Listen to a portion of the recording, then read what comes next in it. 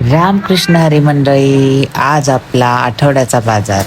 आज मी पहिल्यांदा आलेले आहे भेळीच्या दुकानावर. माझी फेवरेट भेळ हा शंकर भेळ श्रीरामपूरची एकदम. मग त्याच्यानंतर मी निघाले घरी. आठवड्याचा बाजार आपला झालेला होता आणि त्याच्यानंतर माझ्यासोबत मामा होते आणि मी होते. आम्ही दोघांनी बाजार घेतला आणि एकदम हसत खेळत चालले. ह्या दोन मुली माझे फॉलोअर्स भेटल्या, त्यांनी हाय केलं पण ते आले नाही. मी आजारी खूप. फ्रेंड्स, माझ्यासाठी नक्की प्रार्थना करा, मी खूप त्याच्यानंतर नमन माझ्या छत्रपती शिवाजी महाराजांना, कारण की आपल्या श्रीरामपूर जिल्ह्यामध्ये, श्रीरामपूर तालुक्यामध्ये महाराजांचा पुतळा बसतो. हे आपलं पोलीस स्टेशन श्रीरामपूरचं. आणि हे काय, श्रीरामपूरमध्ये नवीन बिल्डिंग? अरे वा, मस्तच.